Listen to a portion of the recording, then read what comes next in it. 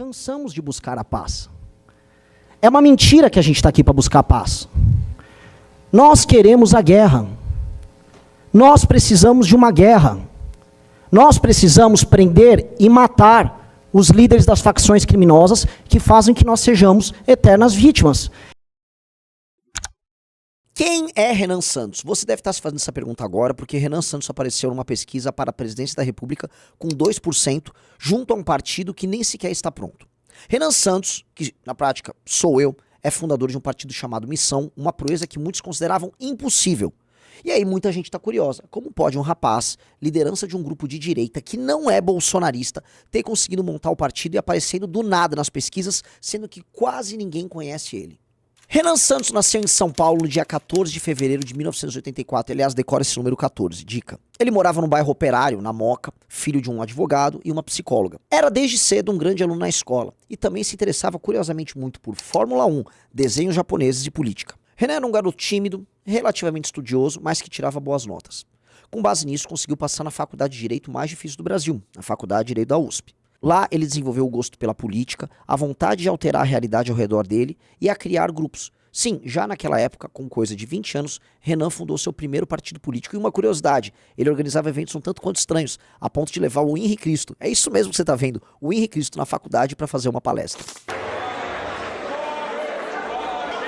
Antes de tudo, boa noite aqui pro pessoal. A gente queria agradecer ao pessoal que contribuiu com a rifa, que ajudou a trazer o Henri Cristo.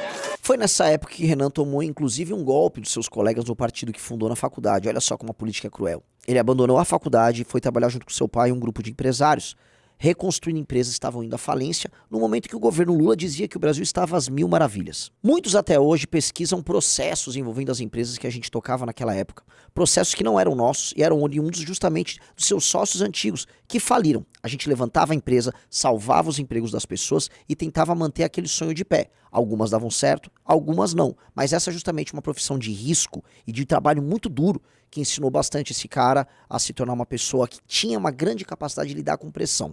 Lidar com pressão de sindicato, lidar com pressão de imprensa e até a pressão moral de conseguir no final do mês obter os recursos para pagar os salários dos fornecedores. Mas eis que chega o governo da Dilma e o que era o sonho do Brasil decolando do Lula se torna um pesadelo. A nova matriz econômica falha, as empresas brasileiras quebram, inclusive as metalúrgicas com qual o Renan trabalhava começam a ter um desempenho ruim. Não apenas os empregos começam a desaparecer, as pessoas saem das fábricas para as ruas e o Brasil é tomado por grandes manifestações em 2013. E adivinha onde estava esse cara? Nessa mesma época, aos seus 29 anos de idade, esse mesmo Renan descobre uma face muito oculta e muito ruim desse país chamado Brasil. O achaque policial. Policiais tentaram colocar droga na empresa do seu pai, justamente para incriminá-lo e suborná-lo. A questão é que Renan naquele momento disse não, ele deu um basta, e colocando sua própria vida em risco, e até a vida dos seus familiares, ele resolve tomar uma decisão que poucos tomam, ir para cima dos policiais criminosos. Renan não apenas participa de uma operação junto com o Ministério Público e Corregedoria da Polícia, mas ele prende os policiais corruptos, arranca sua carteira funcional e decide mudar sua vida de uma vez por todas. Iria se dedicar agora não mais às empresas, mas a uma missão muito estranha de tornar esse país muito ingrato com todos nós, um lugar um pouco melhor para se viver. Nessa mesma época, esse Renan, que sou eu, recebe uma medalha, um prêmio do Ministério Público por conta da sua colaboração nesse período. O que dá o tom também de uma parceria estranha que viria nos anos seguintes. Renan funda um movimento chamado Movimento Brasil Livre, junto com alguns dos seus melhores amigos. Esse movimento inicia as maiores manifestações da história do Brasil. Paralelamente, e curiosamente, o Ministério Público tocava uma operação chamada Lava Jato. Você lembra dela? Pois bem, as ruas pedindo impeachment de Dilma e defendendo a luta contra a corrupção se mesclavam com o trabalho do Ministério Público numa operação gigantesca que mudou o destino do Brasil. Foi na Operação Lava Jato que a Dilma caiu e foi com as ruas, com a Paulista em manifestação, que o Brasil inteiro se tornou dono de direitos. Sim, percebemos que nós podemos mudar nosso próprio destino usando a nossa força, a nossa voz. E o Movimento Brasil Livre, grupo que esse cara fundou, teve um papel fundamental em tudo isso. Esse Renan viu seus amigos ganharem a eleição, se tornarem deputados, vereadores ao redor do Brasil. Foi o destino de Kim, de Arthur e muitos outros. Ele, porém, manteve um papel de construtor de grupo.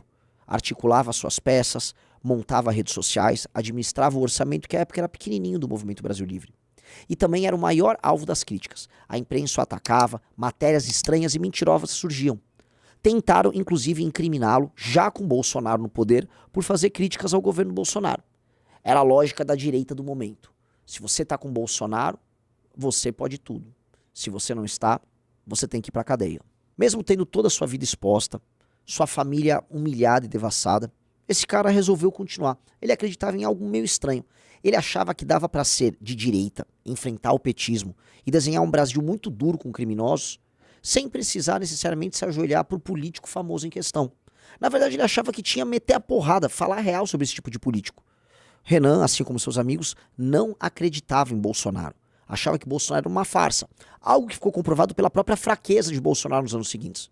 Eles achavam, essa turma muito estranha desse movimento, que você poderia ser de direita e ser honesto, e que você não precisava fazer concessões no seu discurso em nome de um pertencimento falso a um grupo político que te dá voto, mas que te tira a dignidade. Ele foi investigado pela BIM. Ele foi parar na lista de detratores tanto do governo Dilma quanto do governo Bolsonaro. Foi investigado pela Polícia Federal, teve a Polícia Civil no seu encalço e, detalhe, foi absolvido todas as vezes. Havia algo de estranho. Como dizem por aí, o foda é achar. E o Movimento Brasil Livre, assim, cresceu demais. Contra tudo e contra todos, nadando contra a corrente, se tornou um grupo jovem e poderoso. Lançou sua academia de novas lideranças. Criou um clube, que logo se torna um aplicativo Valete Plus. Lança uma revista. E aí, maior das ousadias, propõe um partido político, o Partido Missão. Esse partido diz ser a voz dos jovens do Brasil. A voz de quem não aceita ser administrado pelos mesmos políticos velhos, pelos mesmos coronéis que sugam de quem trabalha e produz para se manterem ricos e inúteis, como um tumor que cresce sem nenhuma função. O partido bateu todos os recordes. Foi o partido montado mais rápido na história do Brasil, em maior número de estados, com maior número de fichas validadas. Ele está indo para julgamento agora. E as pessoas se perguntam, quem são os homens a liderar essa iniciativa? São muitos, em todo o Brasil. Um deles é esse tal de Renan, com essa história um tanto quanto curiosa, que eu acabei de contar de maneira bem resumida. Esse cara está propondo muita coisa diferente. Tem um tal de Livro Amarelo, que é o programa desse partido, e que dizem ser revolucionário, propondo um tratamento para os criminosos no Brasil nunca antes visto na nossa história. Propondo industrializar o Nordeste, propondo mudar a forma como nós lidamos com as diferenças regionais e com as próprias desigualdades que tornam o Brasil um país tão triste para se viver. Se te perguntarem, portanto, quem é esse Renan Santos, espalhe esse vídeo. Mostre quem sou eu. Eu sou um cara comum que tem alguns desejos excepcionais sobre o nosso futuro. Se te disserem que esse cara é um vilão, ou como muitos dizem por aí, um anjo da morte, um cara que quer vingar e trazer sangue para as ruas das favelas, lembre-se que eu quero apenas prender e matar as lideranças do crime organizado no Brasil.